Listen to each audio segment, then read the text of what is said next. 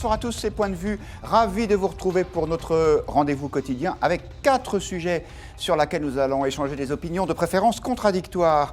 Emmanuel Macron était hier à New York devant l'Assemblée générale des Nations Unies, très motivé, très inspiré. Le président de la République serait-il plus à l'aise à New York qu'à Paris, où la rentrée est quand même difficile? On en parlera. Et puis, nous évoquerons aussi cette décision de la Cour d'appel de Paris de réduire de 2 à 1 million d'euros, mais 1 million d'euros quand même, la saisie réalisée par la justice sur les comptes du Rassemblement national, ou plus exactement sur la subvention qui leur est destinée, en prévision d'une éventuelle condamnation pour emploi fictif au sein de ce parti. Nous parlerons aussi de la mairie de Paris. Édouard Philippe, le Premier ministre, n'est pas candidat à ce poste, mais il y en a qui l'y verraient bien. Est-ce que Édouard Philippe ferait un bon maire? On en parlera. Et puis on parlera d'Éric Zemmour.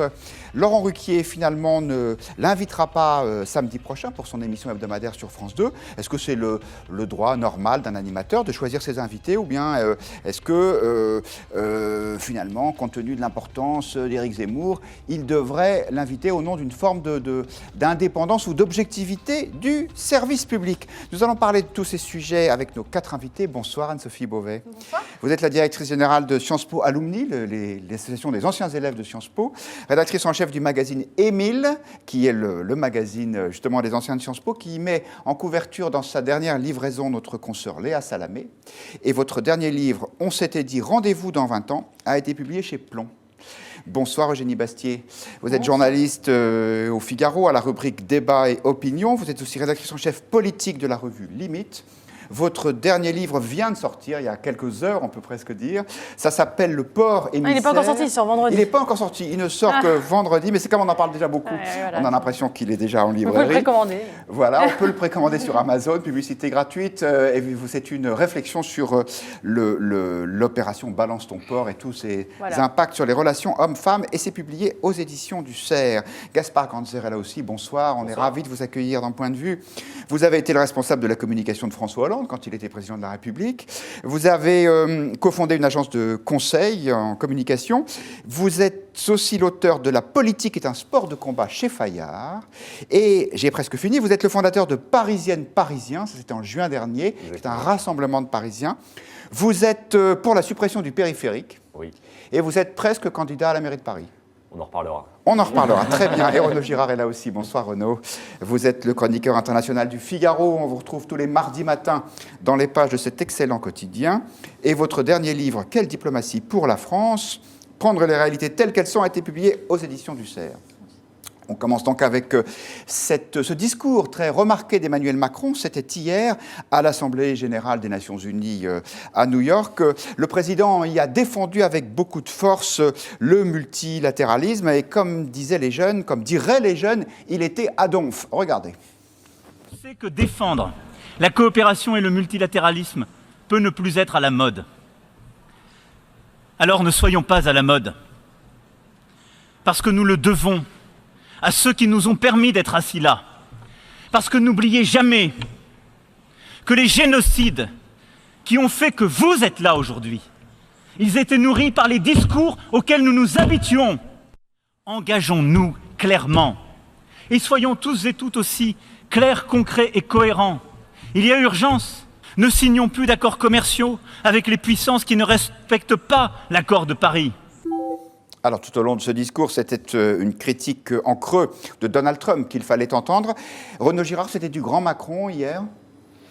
Je ne sais pas s'il va pouvoir tenir les promesses de son discours, c'est-à-dire de ne plus signer d'accords commerciaux avec les États-Unis. Ça va être difficile, d'autant plus que pour le moment, la France quand même obéit, puisque les entreprises françaises comme Peugeot, comme Total, ont obéi au doigt et à l'œil aux Américains, puisqu'ils se sont retirés de l'Iran. Alors, à la suite du boycott américain. Certes, la France, l'Angleterre, l'Allemagne, la Russie et la Chine se sont réunis à Londres pour essayer de trouver une sorte de chambre de compensation, de faire une sorte de troc qui évite de passer par tout système monétaire soumis au dollar pour continuer à faire du commerce avec l'Iran, pour que l'Iran puisse exporter son pétrole. C'est pas encore mis en place, mais je ne sais pas, je me demande si le discours d'Emmanuel Macron n'a pas un petit peu dépasser ces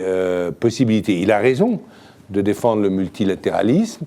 Ce qu'ont fait les Américains sur l'Iran est indéfendable, parce que c'est quand même eux, c'était le secrétaire d'État Kerry qui avait négocié cet accord nucléaire du 14 juillet 2015 dont avec Donald l'Iran. Trump a décidé de se retirer, Abruptement, alors que ça avait été transformé dans une résolution du Conseil de sécurité de l'ONU. Avant de lancer une campagne de boycott. Je vous coupe la parole quelques instants, Renaud Gérard, mais on reviendra vers vous, bien sûr. D'abord, pour vous dire, chers internautes, que vous donnez votre avis, vous votez. On vous pose la question sur Twitter. Selon vous, Emmanuel Macron a-t-il été convaincant à la tribune de l'ONU ?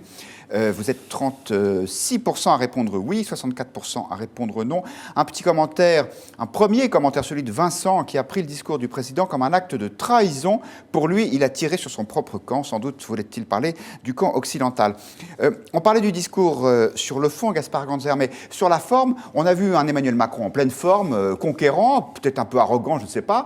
Vous nous donnerez votre avis si vous voulez. Ça contraste assez fortement avec une rentrée qui est quand même un peu laborieuse à Paris. C'est plus facile pour un président d'être à l'étranger que dans son pays, vous qui êtes l'ancien conseiller d'Hollande. Ce qui est intéressant, c'est que les quinquennats se succèdent, mais se répètent, voire se reproduisent. Et comme ses prédécesseurs, Emmanuel Macron cherche peut-être un échappatoire dans les affaires diplomatiques internationales quand l'orage commence à gronder en France.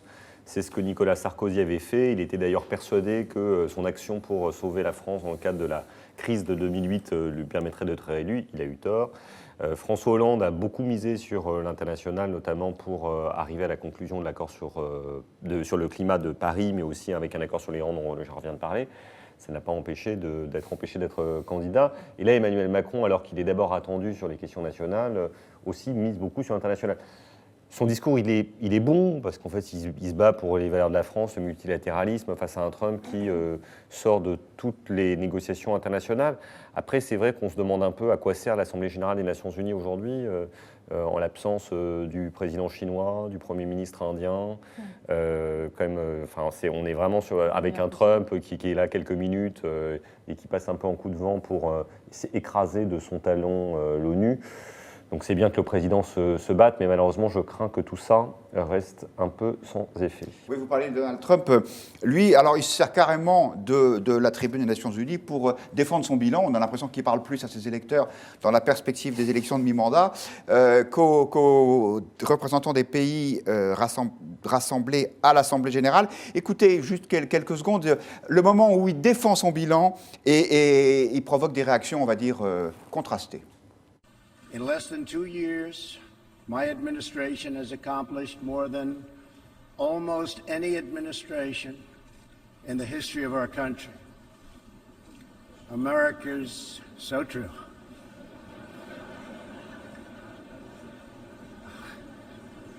Didn't expect that reaction, but that's okay.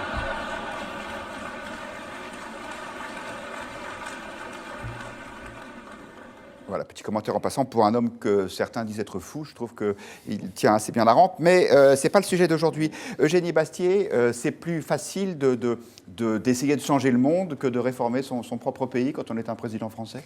Écoutez, moi je trouve que le discours d'Emmanuel Macron, il est un peu... il est très, très joli sur le papier, mais il est un peu creux. C'est-à-dire qu'au moins, Donald Trump est cohérent avec son discours et ses actes. Et je trouve que l'invocation du multilatéralisme comme ça, comme un grand discours un peu creux, m'apparaît un peu ridicule. C'est un peu incantatoire. Voilà, c'est un peu incantatoire. Et le discours de Trump, c'est chaque pays devrait défendre son propre intérêt.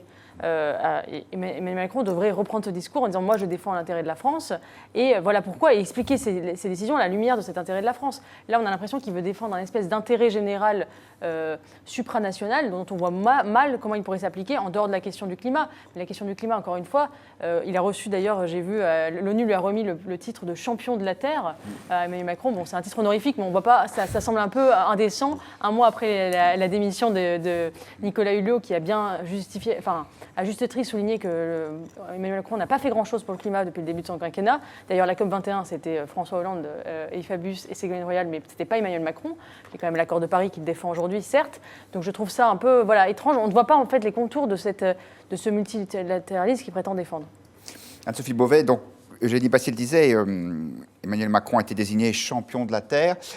Certains le soupçonnent d'être peut-être un peu pris par l'hubris, cette toute-puissance qu'on a au sommet. Ça risque de ne pas arranger les choses?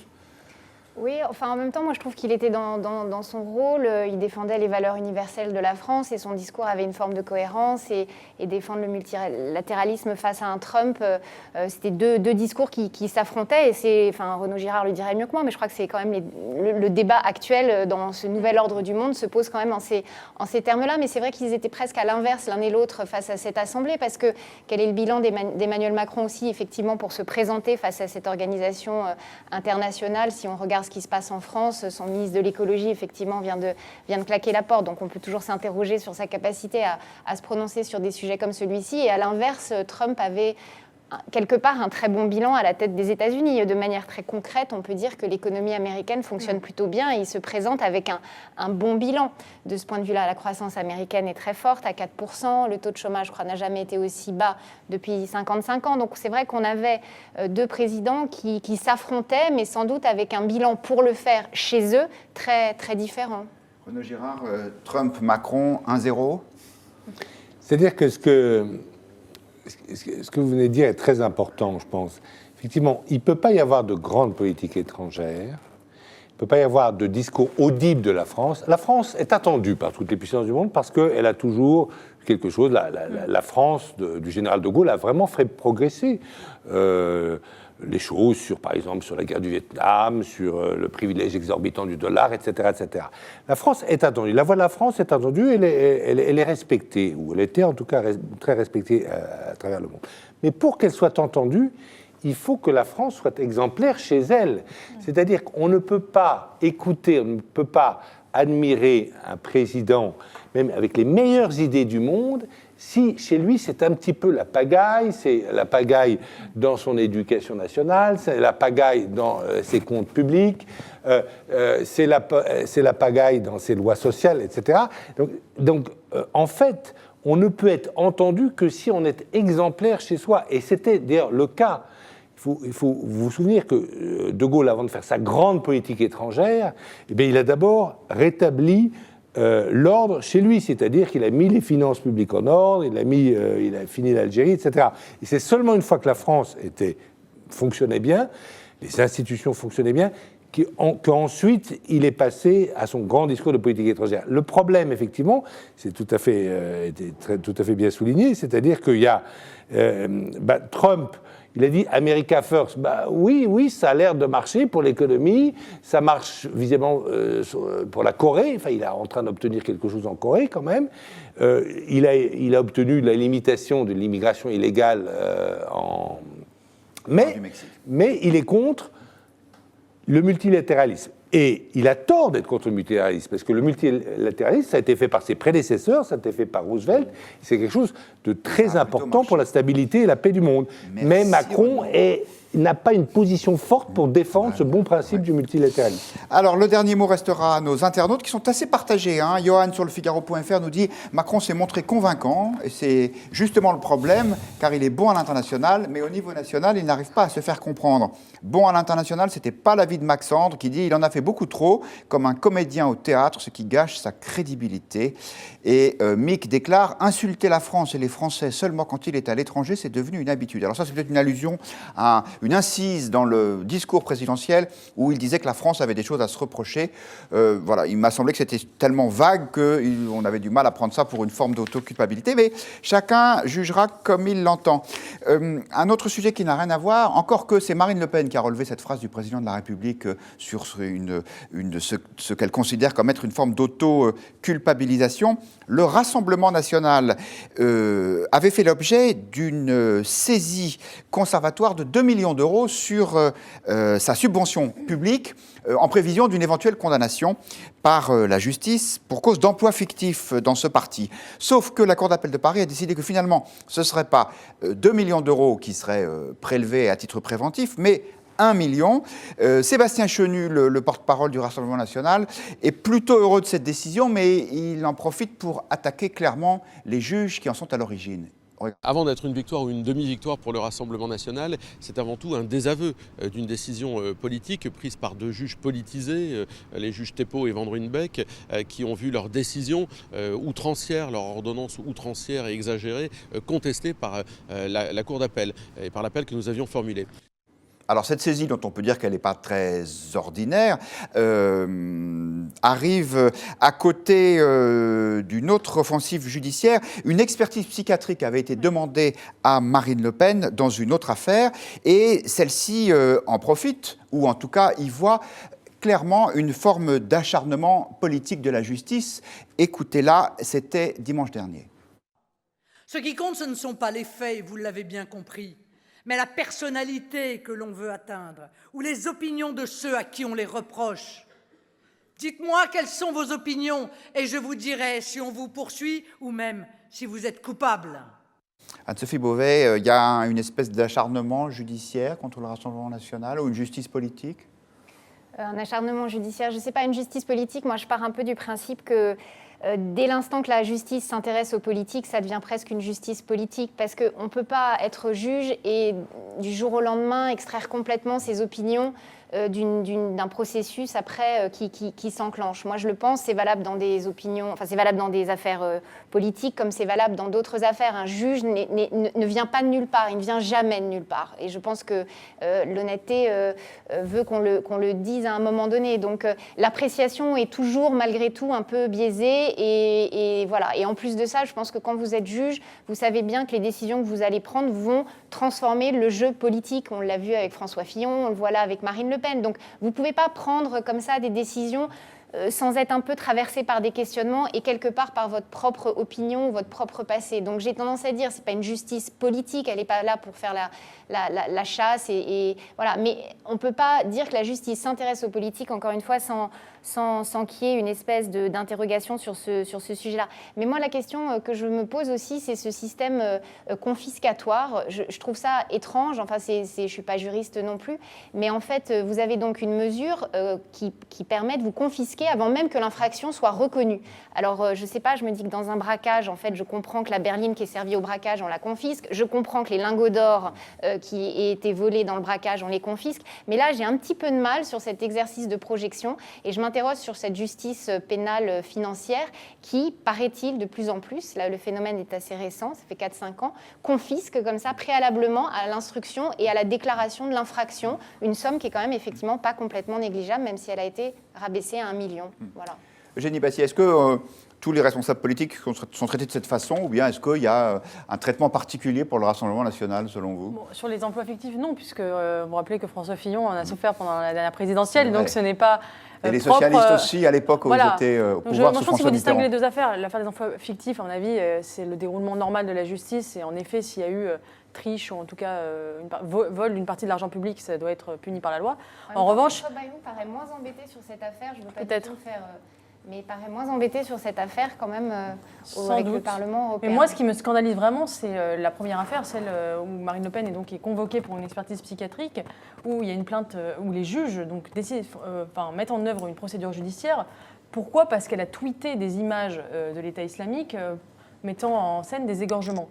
Je trouve que c'est absolument scandaleux de la poursuivre pour cela, comme si elle avait fait une propagation de la haine. Alors c'est que pour ça qu'elle est poursuivie d'ailleurs, pour forme de complicité, pour avoir diffusé les images. Alors qu'elle a montré le réel pour sensibiliser les gens. On peut trouver évidemment ça indécent, on peut la critiquer et dire que ce n'est pas digne d'une responsable politique de s'abaisser à ce genre de pratique, mais je trouve ça scandaleux, au nom de la liberté d'expression, de poursuivre une personne pour cela. Et là, à mon avis, il y a vraiment quelque chose qui sort du domaine de la justice pour être purement politique. Avez-vous envie de défendre les juges dans ces Oui, affaires? clairement, je veux m'assigner ce rôle parce que j'y crois profondément. Je pense que la justice manque de moyens, elle est attaquée de toutes parts. Qu'est-ce qu'on n'a pas entendu sur la justice pendant la campagne présidentielle de 2017 ? La droite, l'extrême gauche, tout le monde a tapé sur le PS. De toute façon, il était inexistant, donc il ne risquait pas de taper sur la justice, mais tous les autres l'ont fait.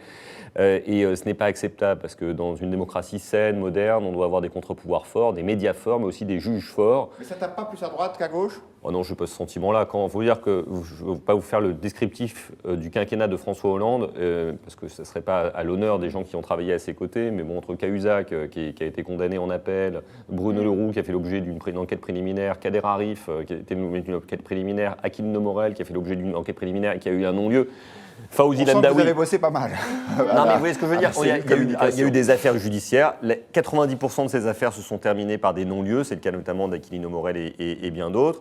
On a toujours laissé la justice travailler. On en a tiré les conséquences extrêmement rapidement. Je pense que ça fait partie du bon fonctionnement démocratique. Je préférerais toujours trop de justice et trop d'indépendance de la justice plutôt que pas assez de justice et des juges sur lesquels on tire au sens figuré du terme. Oui, naturellement. Renaud Girard. On est en France quand même. Moi, je pense qu'effectivement, il faut avoir une indépendance de la justice et je pense qu'il faut effectivement la soutenir et qu'elle devrait avoir beaucoup plus de moyens. D'ailleurs, je suis favorable à ce que l'État renforce ses actions régaliennes et ses ministères régaliens et arrête. Une augmentation de 2,5% du budget de la justice. Eh bien, tant mieux, il faudrait peut-être plus. Et on agissera aujourd'hui qu'à l'époque de la monarchie de Juillet. Voilà. Et en revanche, avec à peu près 2 ou 3 fois plus de Français, je ne sais pas combien on était, peut-être 3 fois plus. Voilà. Mais qui a en revanche beaucoup moins d'État papa, d'État social, avec plus de la moitié de la richesse nationale qui va dans les mains de la décision publique. Donc ça, je suis tout à fait pour l'indépendance de la justice et le renforcement de la justice. En revanche, je suis aussi pour la séparation des pouvoirs. Et là, il me semble que la justice empiète sur le politique.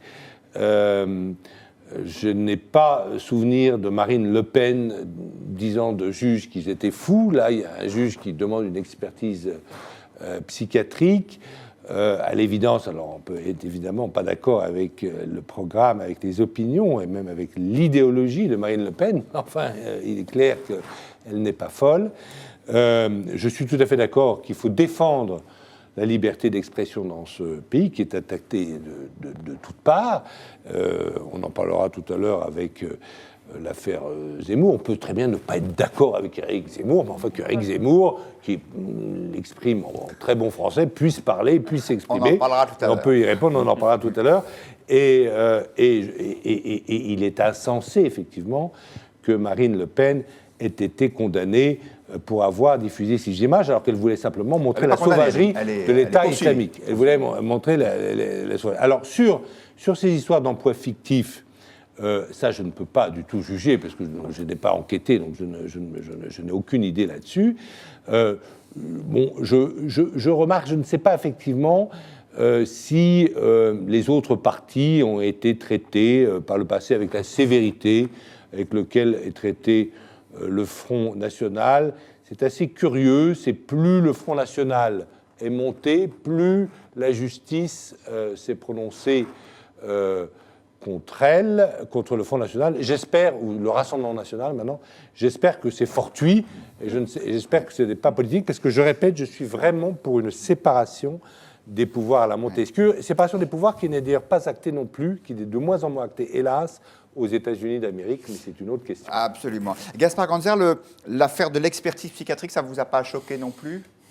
Je ne connais pas le détail, quelles sont les motivations du juge, parce que l'avantage avec la justice et l'état de droit, c'est que toutes les décisions de la justice doivent être motivées en droit. Et que si on les conteste, eh bien on a des dispositions d'en faire appel. Donc si Marine Le Pen conteste cette expertise psychiatrique, elle peut en faire appel dans le cadre de la procédure, demander à son avocat de la contester. Mais je ne crois pas que ce soit un sujet de discussion politique. Je suis ravi qu'on en discute ce soir, mais je ne crois pas que ça soit le cas. Il y a des procédures dans un état de droit qui permettent de contester les expertises quand elles sont demandées. Je crois que c'est une procédure habituelle, mais moi, ce qui me choque, c'est qu'elle soit poursuivie en premier lieu pour ce délit-là, et qu'on ait choisi de la poursuivre et d'enclencher cette procédure. Après, la procédure se met en œuvre, et en effet, l'expertise psychiatrique fait partie de la procédure. Mais dès le départ, à mon avis, il n'y avait pas... D'un point de vue peut-être juste de séquence politique, je ne suis pas sûre que ce soit une mauvaise séquence pour elle, parce que ça lui permet de se positionner aussi en victime. Donc, c'est une... voilà, en tout cas, ça lui mais là, le système déraille. Le système, il est tout à fait clair. Enfin, il faut dire les choses comme elles sont. Il est tout à fait clair que lui imposer une expertise psychiatrique, quelque part, je ne sais pas d'où, mais le système déraille, c'est évident. Voilà. Anne-Sophie Beauvais, vous évoquiez la mise en examen de François Fillon pendant la campagne présidentielle. Avec le recul, vous qui êtes une analyste de la vie politique, vous trouvez que les choses se sont passées comme elles le devaient, ou est-ce que c'était trop ? Moi, à l'époque, j'ai exprimé une opinion qui se disait peu, c'est-à-dire que j'étais moins attachée à ce qu'à un moment donné, il y ait une forme de sanctuarisation d'une campagne présidentielle.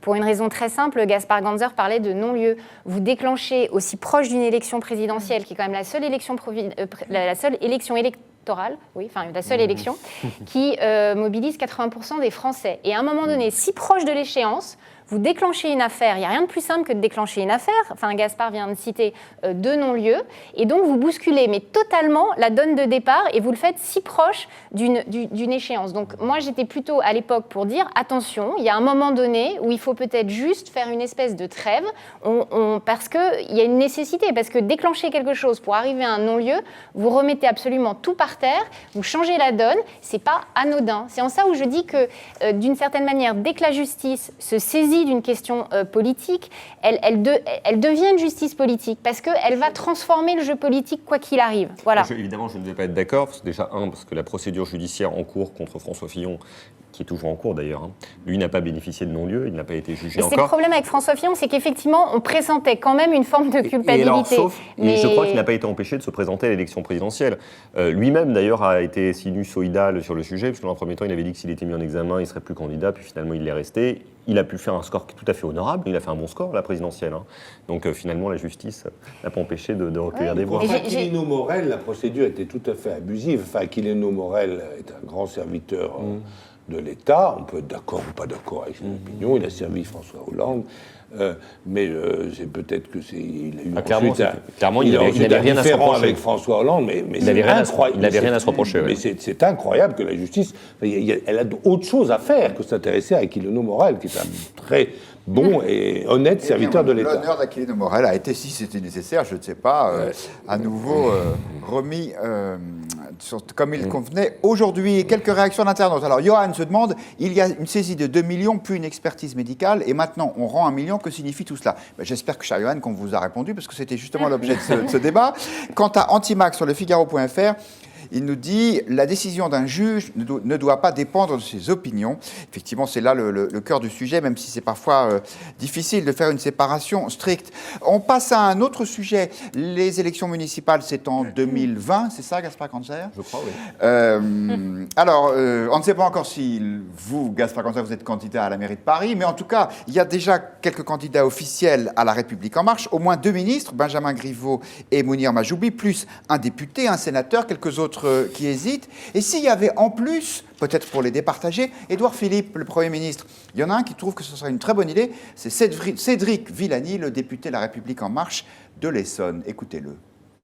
Je pense qu'il y a eu des problèmes importants sur la méthode qui justifient que La République En Marche présente un candidat contre Anne Hidalgo. Ah oui, mais Anne Hidalgo, qui serait le bon profil? On parle d'Édouard Philippe, le Premier ministre? Et pour l'instant, il y a beaucoup de noms qui circulent. Trop Est-ce qu'Édouard Philippe, ce serait la solution?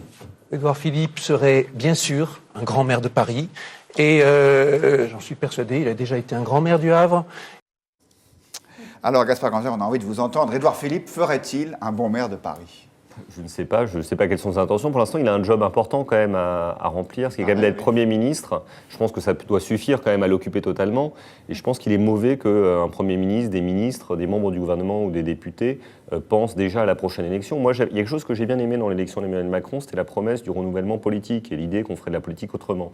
Et je pense qu'une des clés pour faire de la politique autrement, c'est de se consacrer totalement au mandat ou à la fonction qu'on vous a désignée. Quelle plus belle fonction que Premier ministre de la France après président de la République? Ça devrait suffire au bonheur d'Édouard Philippe. Et je suis certain, parce que j'ai beaucoup d'estime pour lui. C'est pas exactement ce que pense Gérard Collomb pour la fonction de ministre de l'Intérieur, apparemment. Je pense qu'il a tort.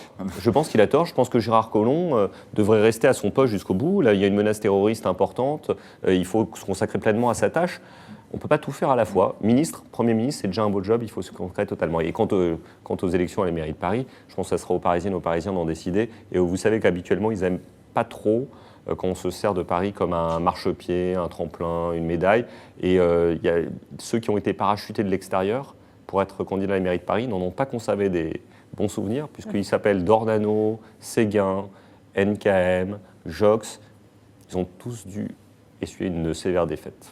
Eh bien, voilà le Premier ministre prévenu. On vous pose la question à vous, chers internautes. D'après vous, Édouard Philippe ferait-il un bon maire pour la ville de Paris?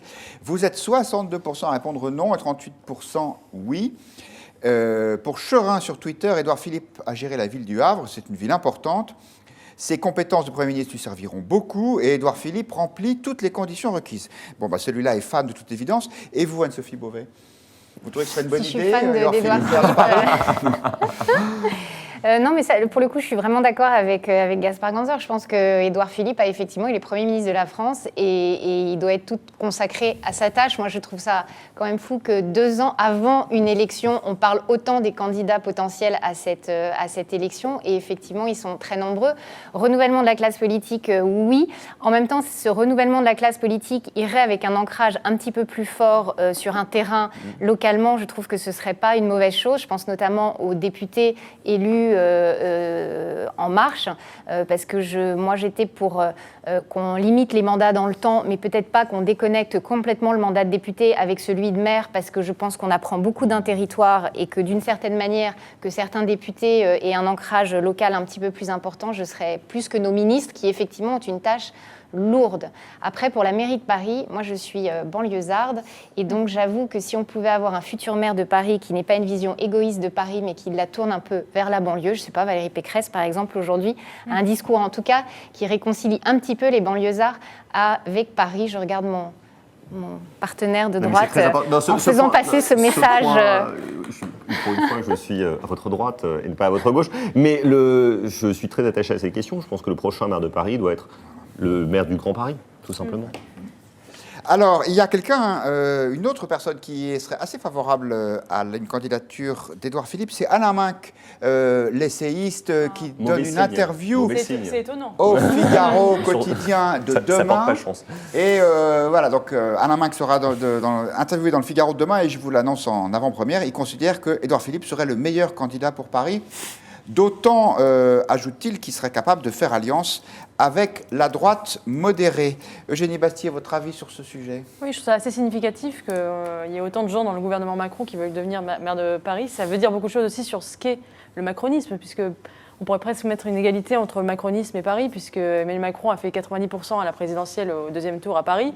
Et c'est quand même là... Enfin, comment dire, je parle de Paris, pas de Paris et de sa banlieue, mais Paris, c'est quand même la ville composée plutôt d'une bourgeoisie, soit libérale, soit de droite ou de gauche, qui s'est réconciliée dans le macronisme.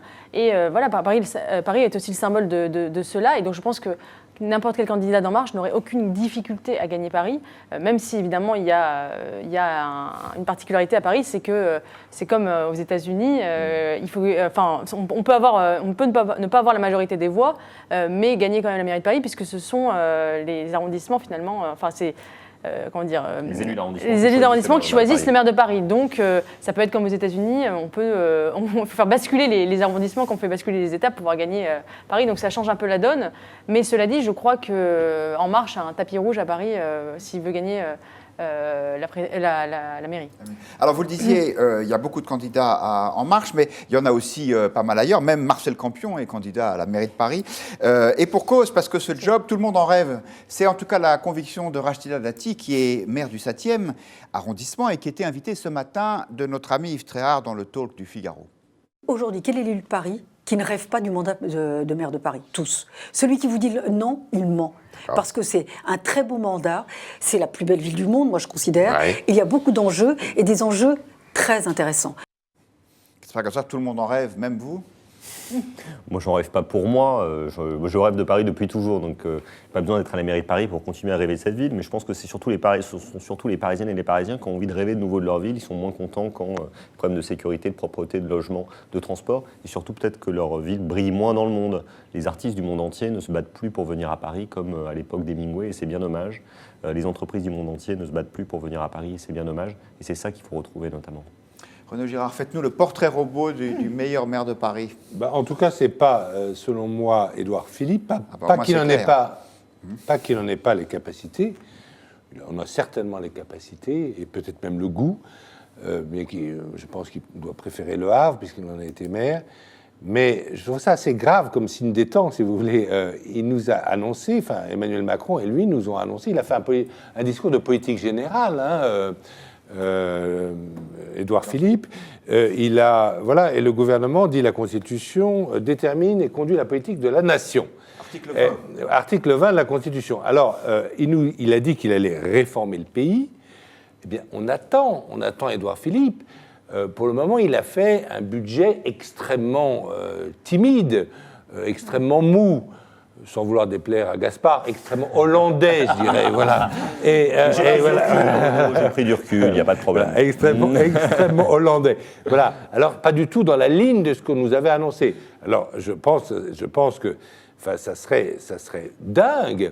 Il a une tâche à faire. Alors, on dit, il prend son temps. Il veut prendre son temps. Ok, très bien. Mais en tout cas, on lui donne 5 ans pour vraiment réformer la France. Et on espère que quand il rendra son tablier de Premier ministre, qui est un tablier, Gaspard a eu raison de dire, extrêmement important, en l'occurrence plus important que celui de maire de Paris, eh bien, qu'il nous donne une France en bien meilleur état qu'il l'a trouvé. Je pense qu'il faut qu'il continue son travail. Il a l'air d'être un Premier ministre tout à fait compétent. Alors après, en politique, c'est comme pour le président Macron, c'est la volonté qui compte. Il y a l'intelligence, il y a la connaissance de l'administration, mais après, il y a la volonté et il y a le courage. Alors, pour le moment, ils en ont montré un peu, pas énormément, on les attend. Mais cette espèce de zapping dans les fonctions politiques est dangereux et je dirais même un drame de notre démocratie et de notre pays. 2 réactions d'internautes assez critiques. Vincent, qui trouve que le Premier ministre a déjà suffisamment abîmé le Havre et la France. Quant à JLR, il considère qu'Édouard Philippe s'est déjà mis la majorité des Français à dos avec le 80 km/h. C'est un argument qui revient souvent quand on parle d'Édouard Philippe. Impossible qu'il soit élu maire de la capitale, nous affirme JLR. Eugénie Bastier.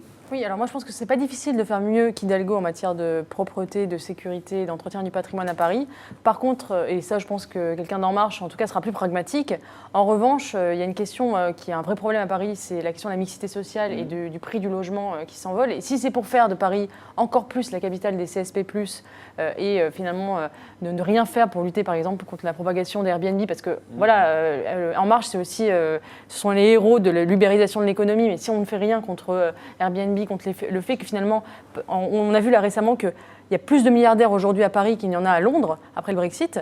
Si le seul but c'est de faire de Paris une capitale attractive pour les capitaux et donc pour les millionnaires, moi je trouve que c'est pas suffisant pour les Parisiens parce qu'il y a quand même un enjeu de mixité sociale à Paris qui devient très très problématique, puisque à part certains quartiers nord où il y a une très forte immigration, il n'y a plus de classe populaire à Paris, il n'y a plus même plus de classe moyenne à Paris, il n'y a plus de famille, et je trouve que c'est un enjeu très important. Vous savez, moi je suis père de 4 enfants et je peux dire que c'est un exploit pour les familles que l'on croise dans Paris de rester dans Paris intramuros. Et je vais totalement dans le sens de ce que vient de dire Eugénie Bastier, parce que vraiment, il faut qu'on se batte pour qu'il y ait des classes populaires et des classes moyennes qui restent dans cette ville et que ça ne devienne pas la ville de la spéculation immobilière comme elle l'est aujourd'hui. Par exemple, moi je ne suis pas du tout sûr que ce soit une bonne idée qu'on se batte pour que tous les Anglais ou les financiers qui sont à la City reviennent à Paris pour faire exploser les prix de l'immobilier. Je pense que plus qu'aujourd'hui. Non, mais parce que c'est ce qui est en train de se passer. Moi, j'ai pas du tout envie que les Londoniens restent à Londres. Vraiment, je souhaite pas du tout qu'ils viennent nous faire montrer les prix partout dans Paris. Il faut construire des logements sociaux, construire des logements intermédiaires, évidemment réguler extrêmement fortement les Airbnb et consorts qui font exploser les prix de l'immobilier aussi à l'achat comme à la vente et même à la location. Et puis certainement aussi construire une politique du logement intelligente à l'échelle du Grand Paris dont on parlait tout à l'heure, parce que cette ville est beaucoup trop petite. On a une ville qui est cernée par son périphérique, qui est à moins de 5 km de son centre. C'est la ville la plus petite du monde dans les grandes capitales. Il suffit d'aller à Madrid, à Berlin, à Rome, à Londres, à Tokyo, je ne parle même pas de Tokyo, New York, ça, pour se rendre compte qu'on est une ville minuscule et c'est la source de beaucoup de nos problèmes. Anne-Sophie Beauvais, on raisonne là depuis quelques minutes comme si Anne Hidalgo n'allait pas être réélue. Oui. Et pourtant, il lui reste en fait, en tout cas c'est ce qu'on dit, un socle électoral réel. Malgré toutes ces critiques, ça vous surprend ? Oui, et puis il lui reste surtout 2 ans. Moi, je me mets à sa place d'une certaine manière. 2 ans, c'est encore long quand même à l'échelle d'une ville. Et donc, je me pose des questions sur sa capacité, j'allais dire, à faire que pendant ces 2 ans, des décisions puissent être encore prises dans de bonnes conditions, avec cette effervescence autour de la maire de Paris. Moi, je ne partage pas du tout la vision de la maire de Paris pour sa ville. Et je le redis, je trouve qu'il y a eu un problème d'abord d'enfermement de Paris sur elle-même par rapport à la banlieue. Je pense qu'il y a eu aussi un problème de méthode, puisqu'elle décide de fermer, par exemple, les voies sur berge sans concertation, une concertation qui est enclenchée après coup, et que ça a provoqué quand même bon nombre de problèmes, notamment sur ces périphériques que Gaspard Ganzer veut supprimer. Mais pour le moment, c'est quand même là où la circulation a été repoussée, et puis toutes ces voies entrantes sur Paris qui sont aujourd'hui complètement bouchées. Mais malgré tout, ce que je lui reconnais, c'est une vision pour la ville de Paris. C'est-à-dire qu'elle... Et on a tendance à l'oublier quand même aussi un tout petit peu, on lui tape dessus tous comme des sourds. Elle a une vraie vision, une vision écologique pour sa ville. Et elle a essayé, avec courage malgré tout, parce que vu son niveau d'impopularité, on ne peut pas lui dénier ça, de la mettre en œuvre. Voilà. C'est la bagnole à Paris. C'est une vision malgré tout qui peut se défendre. Elle a un cap. Voilà. Le paradoxe étant quand même qu'on a reporté donc la pollution sur le périphérique, et vous savez l'endroit le plus pollué de Paris, le métro. Donc il y a quand même un petit problème, c'est que quand on construit une politique contre la pollution pour l'environnement, ce qui est très juste et ce qu'il faut faire, il faut le faire de façon cohérente avec la bonne méthode. Alors, on passe à un sujet qui n'a rien à voir. Notre confrère Éric Zemmour a sorti un livre. Il a aussi été au cœur d'une polémique que vous avez peut-être suivie pour savoir si les familles issues de l'immigration devaient donner des prénoms français à leurs enfants. Suite aux nombreux remous qui ont entouré cette polémique, le patron de l'émission On n'est pas couché sur France 2, Laurent Ruquier, a décidé de ne pas inviter Éric Zemmour, tout en disant qu'il n'avait jamais été formellement programmé. Alors, est-ce que c'est la bonne décision? Après tout, s'il n'est pas d'accord avec les idées de Zemmour, il ne l'invite pas, même si Zemmour a été son chroniqueur pendant 5 ans. En tout cas, ce n'est pas l'avis d'un autre journaliste et animateur, Ali Badou, qui est journaliste à France Inter, qui a invité, lui, Éric Zemmour, et qui ne le regrette pas. Écoutez. Moi, j'assume complètement ce choix. Vous le referez ? Pourquoi pas? Une émission de débat, c'est fait pour installer un dialogue entre des gens qui ne sont pas d'accord. Sinon, ça ne s'appelle pas un débat. Et puis, refuser de débattre, c'est s'incliner. Donc, en l'occurrence, recevoir Éric Zemmour, il a été face à Natacha Polony et Raphaël Glucksmann, qui lui ont apporté la contradiction, qui n'ont absolument rien lâché, qui ont tenu pied à pied. C'était intéressant et on a même appris des choses. On a appris des choses. En tout cas, moi, je trouve que c'était une émission utile. Renaud Girard, est-ce que Laurent Ruquier doit inviter Zemmour ou s'il n'a pas envie, c'est son droit? D'abord, je crois qu'Ali Badou a parfaitement raison. Et puis, alors, je ne sais pas exactement... Zemmour n'est pas... L'attitré n'est pas propriétaire de France 2 et donc de cette émission, et donc n'a pas un droit à participer à cette émission. Si en revanche, c'est sur la pression d'un lynchage médiatique que Ruquier retire cette invitation, alors là, c'est grave, parce que je suis favorable personnellement à la liberté d'expression. Éric Zemmour dit que les parents issus de l'immigration devraient donner des prénoms français à leurs enfants. Pas Michele Platini, mais Michel Platini. C'est son opinion. On peut être d'accord ou pas d'accord. Est-ce que Absatou est une insulte à la France? Personnellement, je ne le pense pas. Je ne pense pas que ce prénom... Le nom d'une autre personne qui participait à cette émission. Qui l'a dit, mais un extrait qu'on a vu. Zemmour l'a dit, mais je pense la phrase ne devait pas être publiée, puis elle l'a été finalement. Mais je pense que Zemmour a tout à fait le droit de dire ça. Il a même dit à la personne... vous devriez vous appeler Corinne. Bon, c'est un style, mais vous voulez donner de l'animation. Alors, on peut tout à fait ne pas être d'accord avec lui. On peut tout à fait d'ailleurs penser que ce qui est plus important, il y a une valeur française, effectivement, cette intégration. Et moi, je pense que Zemmour a des intentions pures. C'est-à-dire, il est assimilationniste et il a raison. Et lui-même, sa famille, a montré un désir d'assimilation. Mais il a parfois... des excès de langage, on peut dire qu'il a peut-être pu vexer cet Absatou en disant vous devriez vous appeler Corinne. Et puis on peut aussi penser qu'il y a une autre valeur française. Alors il a tout à fait raison sur l'assimilation, Zemmour, mais il y a une autre valeur, on peut penser qu'il y a une autre valeur qui est peut-être plus importante sur ces prénoms, qui est une valeur française de liberté. On peut dire que on considère que c'est plus important que les parents aient la liberté, sur la polémique sur les prénoms, de nommer sur laquelle on va pas revenir. Mais je pense que Zemmour, il faut l'écouter et que ce serait grave pour la liberté d'expression en France qu'il n'ait pas le droit de débattre. Merci Renaud Girard. Anne-Sophie Beauvais, quel est votre point de vue sur ce sujet? Oui, ça fait du bien effectivement d'entendre Ali Badou le dire, parce que je trouve que ce qui serait aussi une insulte pour la France, ce serait que ce débat ne puisse pas avoir lieu, parce qu'il y a un vrai débat effectivement sur cette question de l'assimilation, et j'espère qu'on peut dire sans s'en prendre plein la figure qu'un prénom, c'est effectivement un des éléments d'une assimilation, loin d'être le seul, mais en tout cas c'est un des éléments.